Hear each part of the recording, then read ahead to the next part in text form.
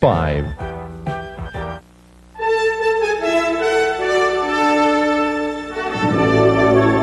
This is the CBS Evening News. Susan Spencer reporting.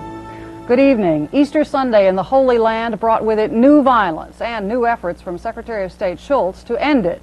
Schultz arrived in Israel today, again seeking support for the U.S. peace plan, which so far has met with wide resistance.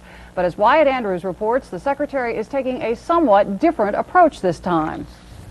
It is Schultz's third trip to push his Middle East peace plan, and the question is the same as it's always been. What's the point? Faced with mounting opposition to his plan in Israel, Schultz made it clear one point of this visit will be to attack Israeli criticism head on. True. Everyone has found something wrong with it. But just to pick at individual parts of our proposal is to take a road labeled delay and frustration. As part of the attack, the normally publicity-shy Schultz went on Israel TV to explain the plan. Schultz wants to answer fears that the international peace conference he wants will not be used as an Arab forum to gang up on Israel.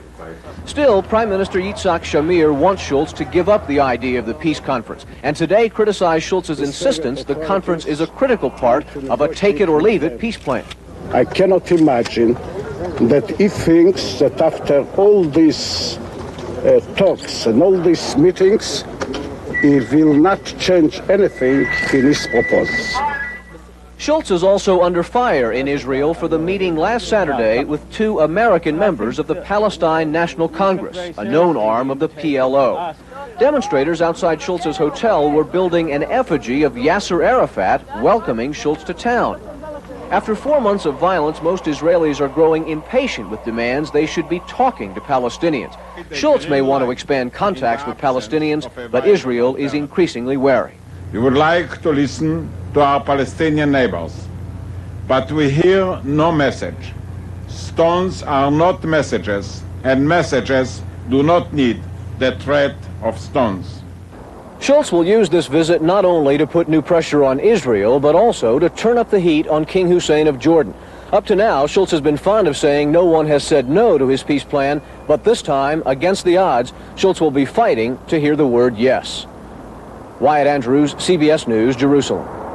But in the West Bank today, there were 2 more deaths. An Arab teenager was electrocuted as he climbed a utility pole to pull down a Palestinian flag under orders from Israeli soldiers below. And a second youth died while trying to hang a flag on a power line. This has been one of the bloodiest weekends in the occupied territories since the protests began last December. Bob Simon reports. Easter was not evident in Jerusalem, site of the crucifixion and the resurrection. The Easter parade, the traditional procession within the walls of the old city, was canceled because of the troubles. The Latin patriarch celebrated High Mass in the Church of the Holy Sepulchre.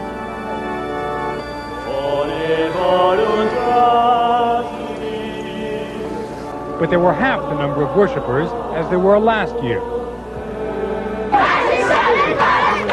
The streets were teeming in the West Bank village of Edna, where Israeli soldiers killed 2 Palestinians and wounded 13 others when they put down a riot on Friday. Troops no longer ignore demonstrations in remote villages as they did until recently. It is another twist in the latest Israeli get tough policy, a policy that includes opening fire and shooting to kill when under attack. He tried to attack me with that. He done something like that, and I shot him. In Bethlehem, soldiers opened fire on rock throwers yesterday, killing a 23-year-old man. Defense Minister Rabin said today it is Israeli policy not to wait for violence to break out, but to take the offensive and to teach lessons. We adjust the means, the methods to the situation. To wipe off the smirk off the face of the Palestinians. That is what they're doing. Military sources point out that the level of violence is decreasing as the death toll mounts. There were not many large disturbances last week. 20 Palestinians were killed. 6 died yesterday, making it the bloodiest day of the 4-month-old uprising. Israel television reported tonight that Schultz is deeply concerned by the mounting casualties and will bring it up when he lunches with Rabin tomorrow. The administration is aligning itself with Israeli liberals who say that the biggest problem with getting tough is that it won't work. The Palestinians are not going to give up. The majority will be tired. They will also penniless. but the activists, the radicals, will go on fighting. And therefore, the situation is a recipe for eternal strife. Eternal strife in Jerusalem, which has known little else for 5,000 years. Jews, Christians, Muslims, all utterly convinced that they have the only keys to the kingdom. Bob Simon, CBS News, Jerusalem. Iran says Iraq has resumed its war of the cities, claiming Iraqi bombs dropped in residential areas today killed 5 people and wounded 50. Iraq denies it all, but Iran has threatened new retaliation on the ground. Coming up next, some domestic matters. Wisconsin voters prepare for their big day this Tuesday, and around the country, Americans join in celebrating a joyous Easter.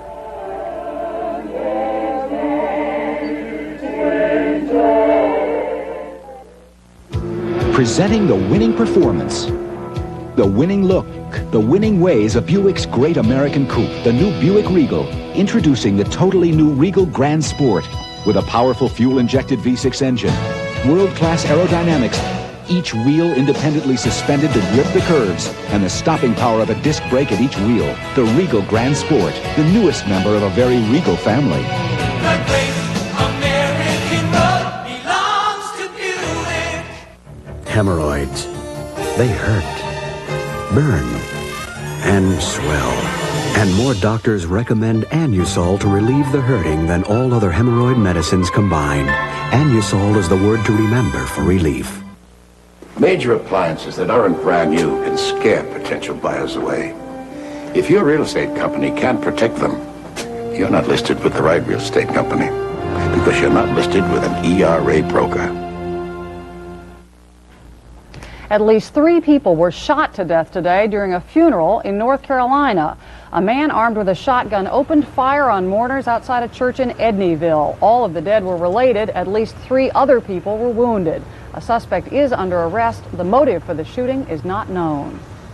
Colorado holds its presidential caucuses tomorrow, and Tuesday's the day for Wisconsin's important primary. So, of course, Easter was no holiday from campaigning for the Democratic candidates. Bruce Morton reports from Milwaukee. Senator Paul Simon celebrated Easter at 2 churches, including St. Stanislaus. A Milwaukee Journal poll out today shows him at 5%, so he may have felt he needed all the divine guidance he could get. And the senator, who wants Americans to study foreign languages more, had a chance to practice his Polish. Thank you, dziękuję. Michael Dukakis went to Milwaukee's Annunciation Church. It's Palm Sunday in the Greek churches. The poll has him in first place, but it's inconclusive. Dukakis has been trying this past week to project a more human image, to change not his message, but his style.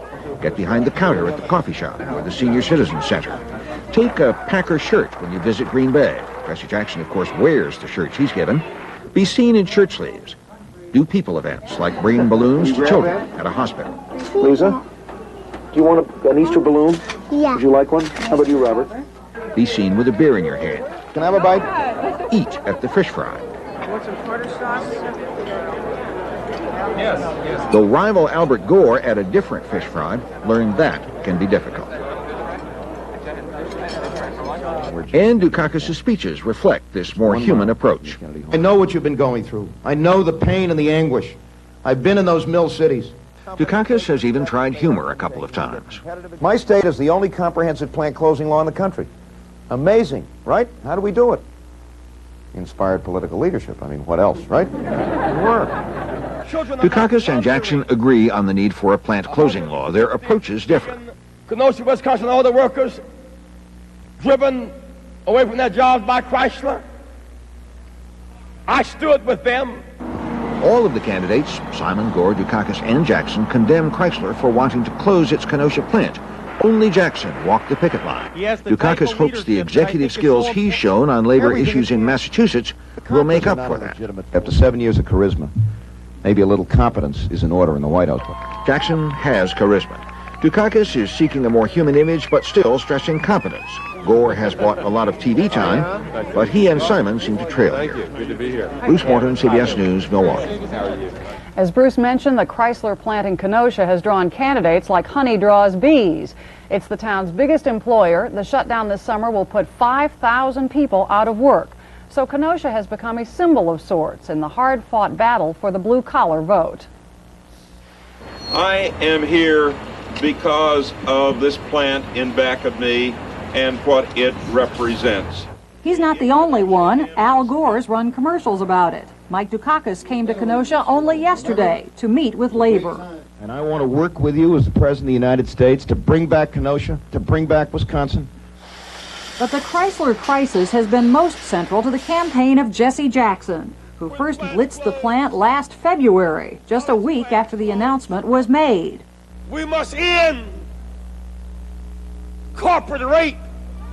Stop putting profits over people. Put America back to work. Much of Wisconsin is at work. Overall, unemployment is about 6.5%. But Kenosha is looking ahead to the layoffs of summer. And Jesse Jackson clearly has struck a nerve among nervous blue-collar workers here. The local UAW defied the national organization by endorsing him. Okay, step back. We're going to squirt again. His supporters include people like Rick Phillips, a traditional Democrat who echoes what the polls say, that voters think Jackson simply cares the most. I like the way he talks and addresses the problems of the working people in the country. They're concerned with this message. They are concerned that even if he isn't the candidate, that his message is carried to the Democratic Party and becomes part of their platform.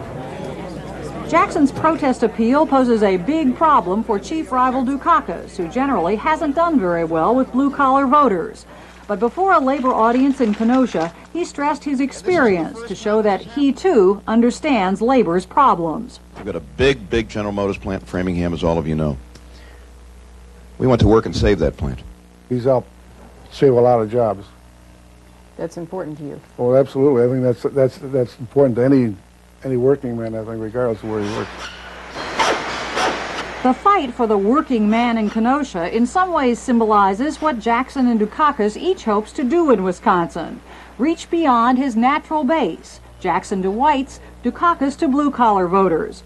Because the candidate who demonstrates that broader appeal this Tuesday will rocket to front-runner status, at least for now.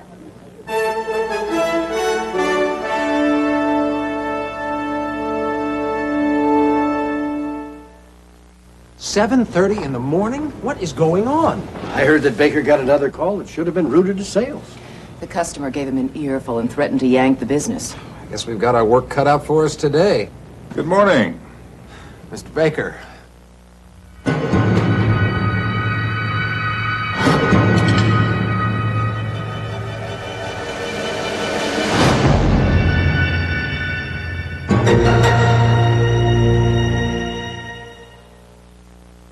Why I like stovetop in a canister. Where I work, I never know when my boss will drop in and shout, "Let's party, men." So what do I make the whole crew to eat? Stovetop in a canister. It's wonderfully neat. It's the stuffing they love, and I make it by the cup for 2, 6, or 8.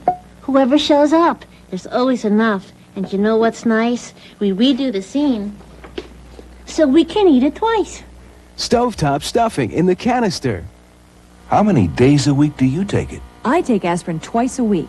I have a touch of arthritis, so I take it often. My doctor told me to take aspirin. For the millions who take aspirin more than once a week and are concerned about aspirin stomach upset, there's a new and better aspirin product. Try Buffered Bufferin. Better than plain aspirin because it's 100% aspirin plus 3 buffers to help protect against stomach upset aspirin can cause. It is better. New Try Buffered Bufferin if you take aspirin more than once a week. Soviet Foreign Minister Shevardnadze made a surprise trip to Afghanistan today. Shevardnadze says he plans to talk with leaders of the Soviet-backed Afghan government about alternatives to the Geneva talks aimed at ending the Afghan war. He charged the United States and Pakistan are stalling those talks. Across the Soviet Union, thousands of Jews observed the start of Passover this weekend. And as Barry Peterson reports, this year's observance reflects Mikhail Gorbachev's new policy of openness and gives Jews some hope of more change ahead.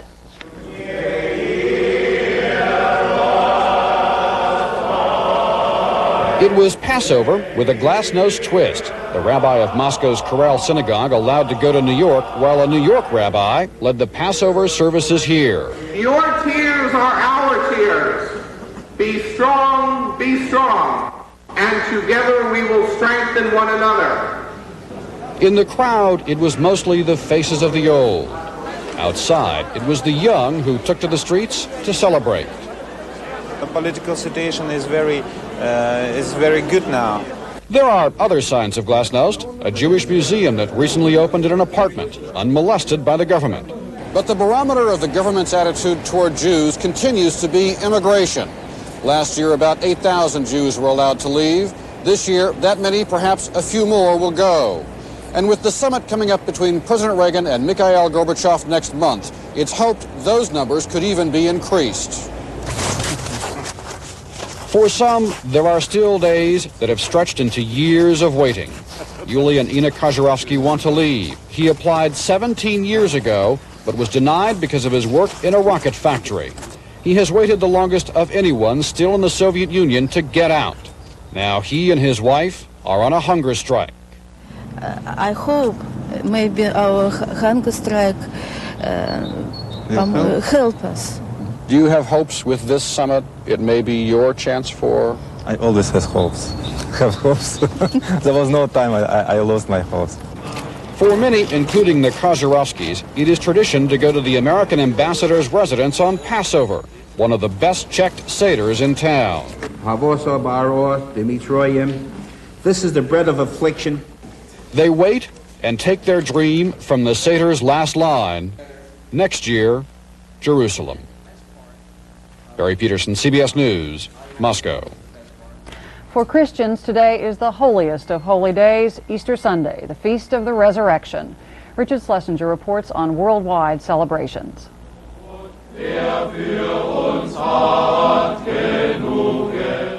Easter observances this year mirrored the troubles and hopes of the world. In Rome, Pope John Paul II prayed emotionally for peace and sent Easter greetings in 52 languages. In nomine Patris et Filii et Spiritus Sancti.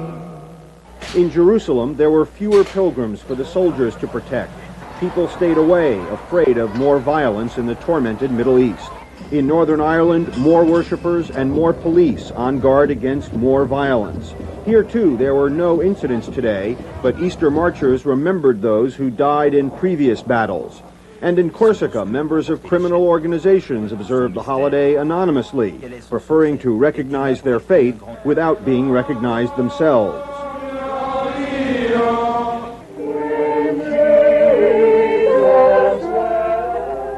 At sunrise services across the U.S., Americans had an easier time celebrating Easter, but the troubles of this country were not forgotten.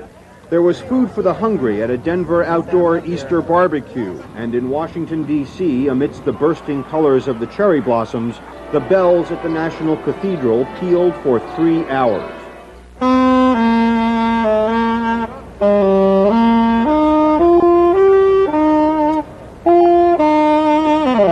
In New York, on Fifth Avenue, the Easter parade brought out an eclectic collection of celebrants. It always does. The people make Easter here. The spirit is never so good in New York as it is on Easter. We do it every year, so it's not trouble at all. Always the same costume? No, different costume every year. This is a real bunny? This is a real bunny. Her name is Precious. And this, she's Precious, yes. I'm a city man from Ireland. Yes, it's really lovely. I came home over Thursday on the plane for this parade. Just for the parade? Yes, yes. Start the morning off with a big cup of coffee. Happy Easter. Richard Schlesinger, CBS News, New York. Easter services at Jimmy Swaggart's church in Baton Rouge, Louisiana were interrupted by a heckler today. The disgraced preacher had just finished a brief talk when a teenager stood up and shouted that Swaggart is a hypocrite. Ushers led the heckler away and the service continued.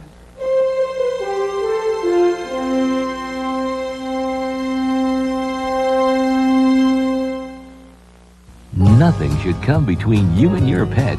Set the Hearts 2-in-1 collar. The collar that kills fleas and ticks for 5 months. Keeps them off your pet and out of your home. Go ahead. Hug, snuggle, tickle him. The Hearts 2-in-1 collar lets you get close to your pet without getting close to fleas and ticks. If you want to hug a happier pet and have peace of mind, get the Hearts 2-in-1 collar.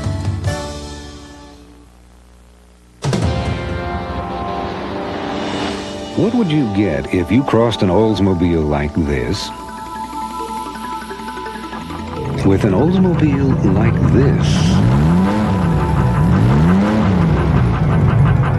You'd get an Oldsmobile that really cooks. A Cutlass Calais with a remarkable quad-4 engine.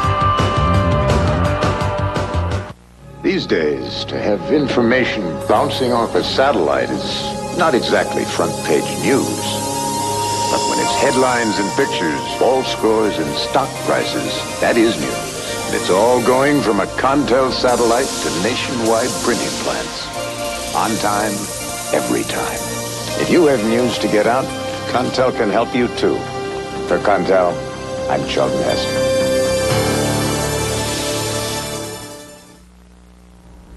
It's a pretty safe bet that you've never seen anything quite like the annual Grand Rand Show in Johannesburg. Well, you're about to see it now. Martha Teichner takes us to the festival and to the unusual exhibit that's attracting so much attention from South Africans of all races. It is South Africa's answer to a state fair, but with certain uniquely South African differences. Sure, it's got the rides and the crowds. 1 million people are expected to attend. It's got bands and clowns and somebody who calls himself the human jukebox. But stay tuned, it's standing room only in Jimmy Swaggart's stall. Jimmy's doing a land office business, in spite of what volunteers refer to as the matter of Brother Swaggart's sin. And where else but South Africa are native craftsmen displayed on revolving Lazy Susans? But it's not crafts that are packing them in. It is the South African Defense Force, with all its heavy-duty made-in-South-Africa hardware, with its tools of war, for now, turned into boys' toys. Equally popular, the recreation by the South African police of a car bombing, the wreckage collected from real car bombings for authenticity. A not-so-subtle reminder of political reality in South Africa. There's car bombings, there's killings, I mean, it's the whole world, there's sick today, it's all terrorism, isn't it? The latest in riot control vehicles is a big hit, ironically named the Nonque, the Xhosa word for peace vehicle. Its selling point is comfort. So it's air-conditioned, it has cold drinks, it's pressure-sealed so you don't get tear-gassed. Yes. And it's very efficient. Yes. And it's South African invented. Yes. Blacks as well as whites go and see the arsenal the South African police have available to use in their townships to suppress racial unrest. And strange as it may seem, the South African police want people to buy commemorative wine and perfume strong enough to prompt jokes about essence of tear gas. It's a way of saying thank you to our police force for what we do as well. Which is to reinforce the fears of white South Africans, at the same time convincing them everything is under control. Martha Teichner, CBS News, Johannesburg. That is the CBS Evening News. Dan Rather will be here tomorrow. I'll be back later with the CBS Sunday Night News. I'm Susan Spencer. Have a good evening. AT&T, I don't believe it. Their PCs match the specs better. Better than who? IBM, Compaq, you name it. I can hang 32 terminals off just one PC. You're still blowing your budget on standalone. Listen, you sound like a commercial. You listen, these are facts.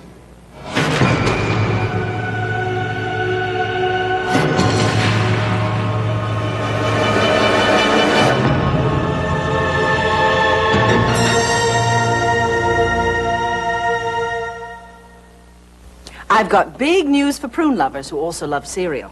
Actually, it's kind of small news when you look at it. It's Sunsweet bite-sized pitted prunes. Try them on your cereal, and you'll agree Sunsweet bite-size is just the right size. Starting April 23rd, only Northwest Airlines will prohibit smoking on all flights throughout North America. Northwest Airlines.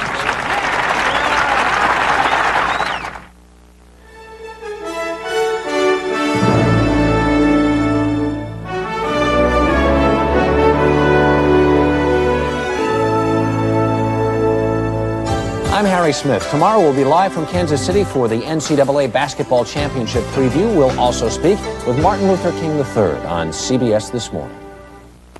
This is CBS.